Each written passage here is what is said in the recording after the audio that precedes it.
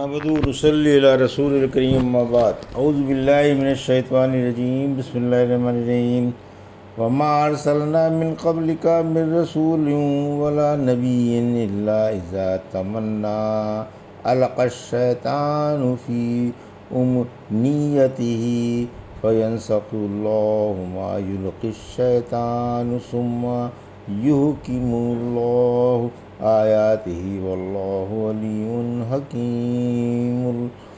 حکیم لیجعل ما یلقی الشیطان فتنة للذین فی قلوبہم مرض والقاسیۃ قلوبہم وإن الظالمین لفی شقاق بعید وَلِيَعْلَمَ الَّذِينَ أُوتُوا الْعِلْمَ أَنَّهُ الْحَقُّ مِنْ رَبِّكَ فَيُؤْمِنُوا بِهِ فَتُخْبِتَ لَهُ قُلُوبُهُمْ وَإِنَّ اللَّهَ لَهَادِي الَّذِينَ آمَنُوا إِلَى صِرَاطٍ مُسْتَقِيمٍ وَلَا يَزَالُ الَّذِينَ كَفَرُوا فِي مِرْيَةٍ مِّنْهُ حَتَّى تَأْتِيَهُمُ السَّاعَةُ بغتة أو يأتيهم عذاب يوم أقيم الملك يومئذ لله يحكم بينهم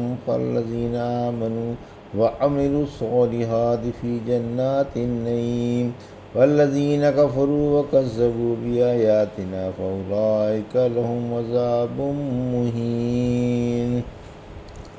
ابھی آپ نے سورہ حج کی آیت 52 سے 57 کی تلاوت سماعت فرمائی۔ ان آیتوں کا ترجمہ اور تفسیر اس طرح ہے۔ وما ارسلنا من قبلک من رسول ولا نبی الا اذا تمنى القى الشیطان فی امنیته فینسخ اللہ ما یلقی الشیطان ثم یحکم اللہ آیاتہ واللہ علیم حکیم۔ آیت 52۔ لیجعل ما یلقی الشیطان فتنة للذین فی قلوبہم مرض والقاسیۃ قلوبہم وإن الظالمین لفی شقاق بعید۔ آیت 53۔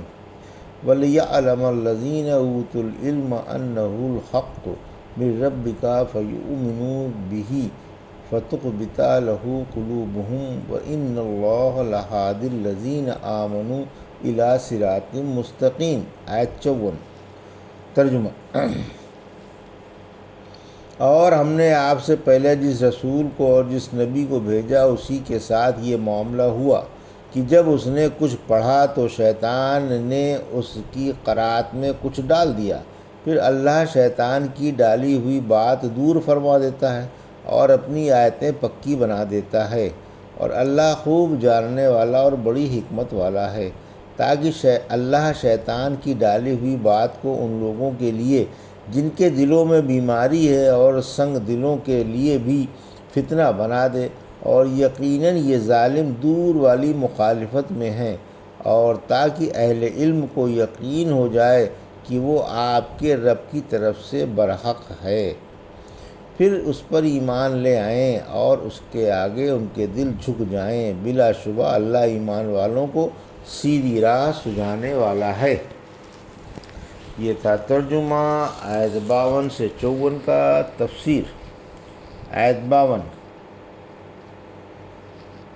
غرانیق والے قصے کی طرف اشارہ۔ اس آیت کی تفسیر میں اکثر علماء نے غرانیق والا قصہ نقل کر کے فرمایا ہے کہ حبشے کے مہاجر یہ سوچ کر کہ اب تو مکے کے مشرک بھی مسلمان ہو گئے ہیں پھر مکہ لوٹ آئے تھے، لیکن یہ روایت تمام سندوں سے مرسل ہے۔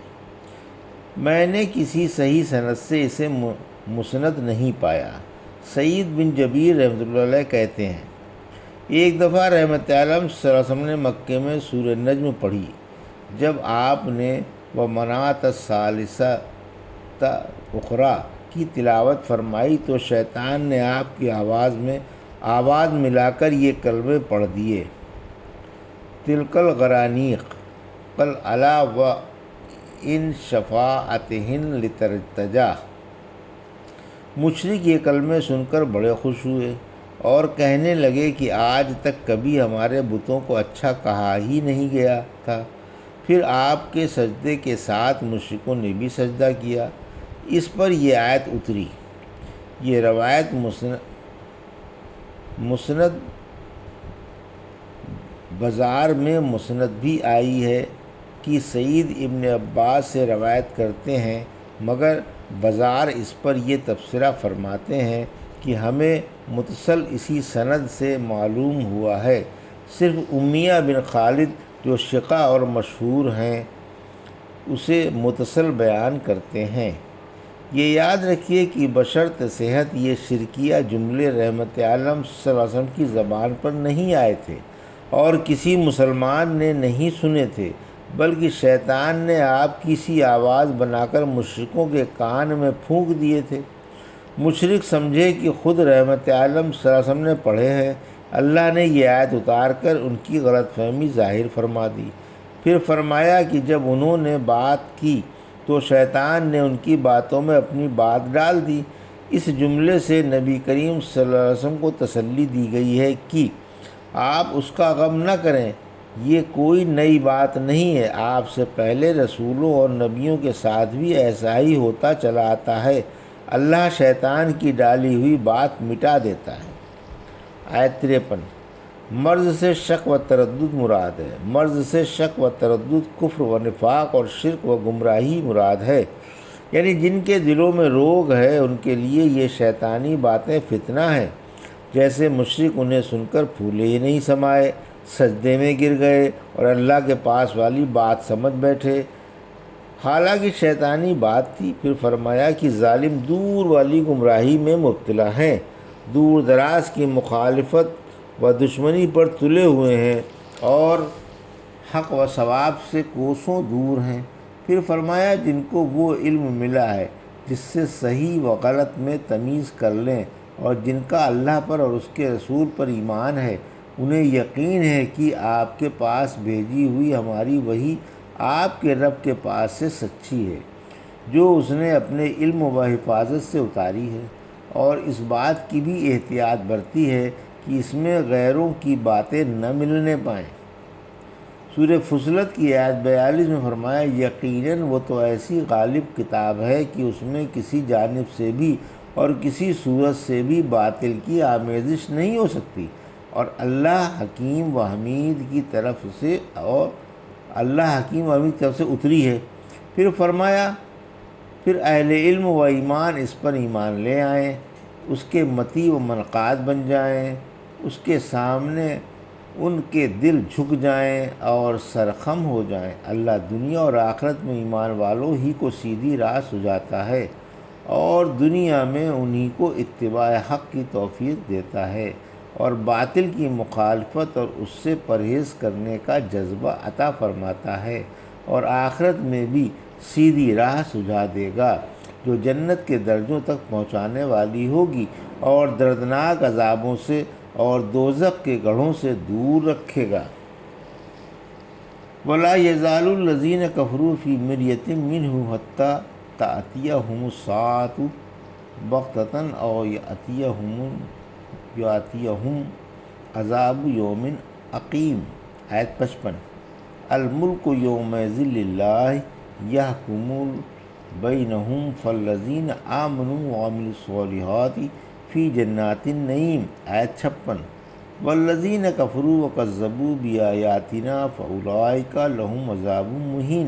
آیت 57۔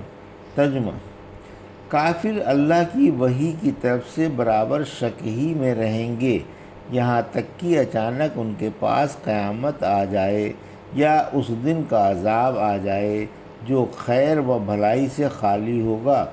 اس دن اللہ ہی کی بادشاہت ہوگی، وہی ان کے درمیان فیصلہ فرمائے گا۔ پھر ایمان و نیک عمل والے عیش والی جنتوں میں ہوں گے، اور جو کافر تھے اور ہماری آیتوں کو جھٹلایا کرتے تھے ان کے لیے ذلت والے عذاب ہوں گے۔